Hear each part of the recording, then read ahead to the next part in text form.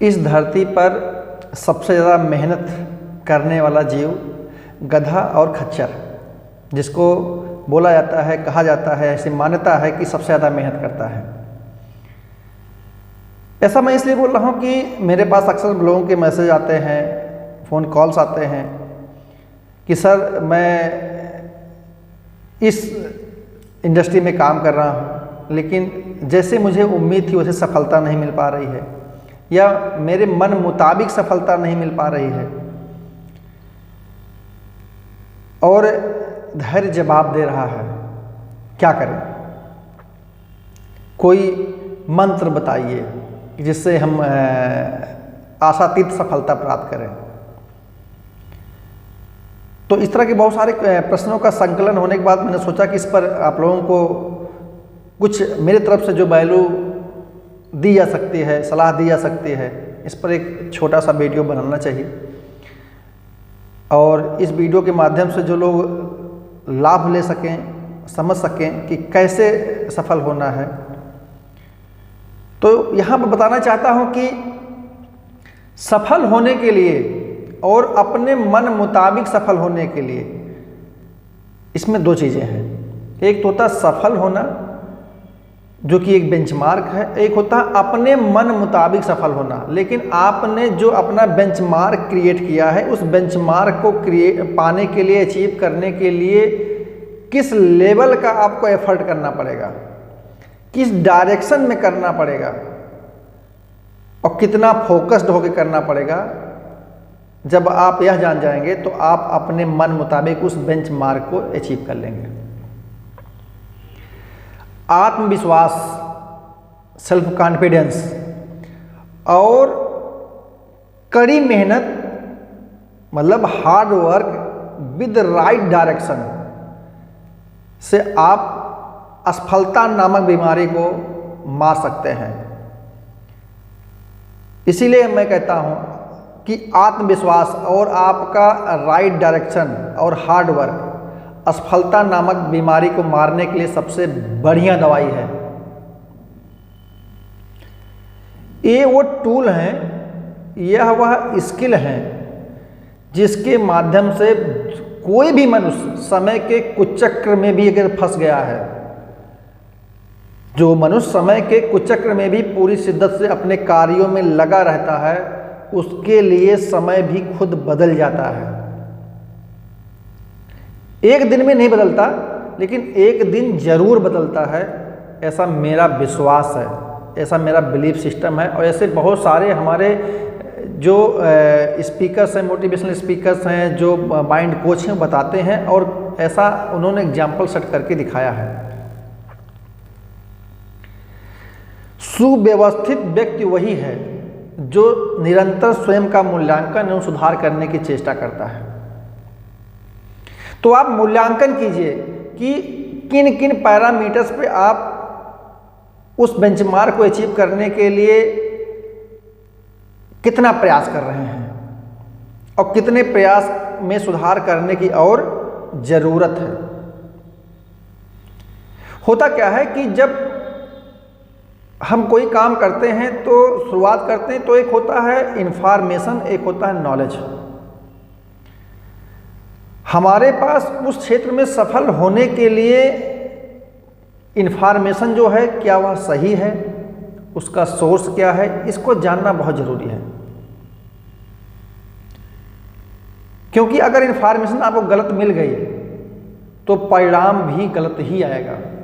इसीलिए जब कोई इंफॉर्मेशन मिले कि किसी काम को करने के लिए क्या टूल है, वो टूल सही है या गलत है, तो पहले उसका नॉलेज लीजिए, ज्ञान लीजिए कि इस टूल का कैसे इस्तेमाल करना है, कब और कैसे।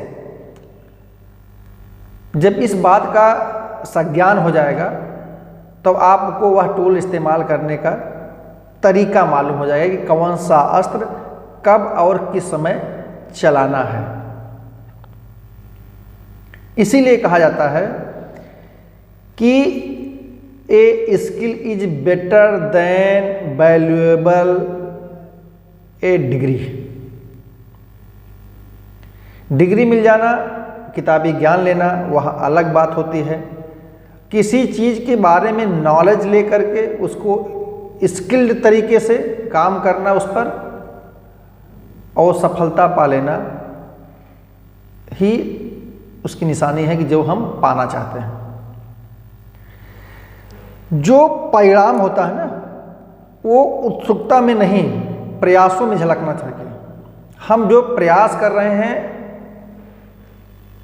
उसमें जो है वह दिखना चाहिए कि हम किस लेवल का एफर्ट कर रहे हैं, क्योंकि भाग्य की लकीरों में कर्म नहीं दिखता है, परिणाम में दिखता है। और जब परिणाम आपके अनुरूप आ जाएगा तो आप बोलेंगे कि मैं सफल हो गया।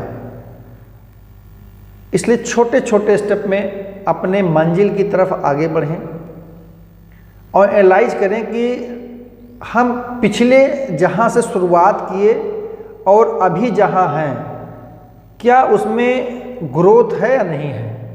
कहीं ऐसा तो नहीं कि जहां से शुरुआत किए थे उससे भी माइनस में है। अगर हम प्लस में हैं, हमारा परसेंटाइल ग्रोथ बढ़ रहा है और यहाँ फील कर रहे हैं, महसूस कर रहे हैं कि हाँ जहाँ थे उससे बेहतर है, तो उसी डायरेक्शन में आगे बढ़ते जाइए।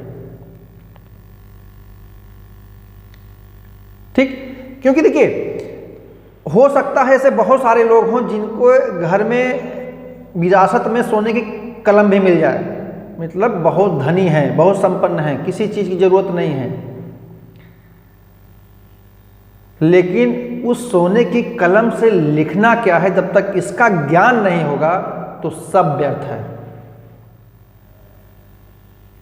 इसीलिए बोलते हैं कि सोने की कलम विरासत में मिल जाए तो क्या, पर लिखना क्या है उसका ज्ञान हो जाए तो बहुत बड़ी बात है। अगर ज्ञान नहीं है तो सारा सब कुछ व्यर्थ है। इसलिए इन सारे प्रश्नों पे यही हमारी तरफ से सुझाव है, सलाह है कि आप जिस क्षेत्र में काम कर रहे हैं, सफल होना चाह रहे हैं, उसमें तो आपका एक मेंटर का होना जरूरी है, जो समय समय पे कोच का होना जरूरी है, जो समय समय पर आपको सही गाइडेंस दे सके, सही मेंटरिंग कर सके। और कोच वो होना चाहिए जो उस क्षेत्र से सफल हुआ हो, सफल हो रहा हो, वह उन दूरियों को नाप चुका हो जो आप नापने जा रहे हैं, कि उन दूरियों में रास्ते में से कितने ब्रेकर्स पड़े, कहाँ पे टर्निंग पॉइंट आया, कहाँ पे उसको गड्ढे मिले, और उन गड्ढों को, जो कठिनाई रूपी गड्ढे हैं, उनको कैसे पार किया। जब इसके बारे में जानकारी आपको आपके मेंटर से, आपके कोच से, आपके लीडर से मिल जाएगी तो आप उन कठिनाइयों को बहुत आसानी से पार कर लेंगे बिना किसी हर्डल के।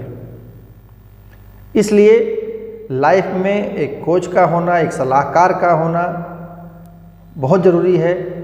लेकिन सलाहकार भी कैसा है इस पर ज़रूर विचार करना है। सलाहकार कैसा है इस पर विचार करना बहुत ज़रूरी है, क्योंकि कभी कभी गलत सलाहकार और गलत किताबें लोगों को गुमराह कर देती हैं। तो गुमराह मत होइए। जो उस क्षेत्र के सफल लोग हैं, जिसमें आप सफलता पाना चाहते हैं,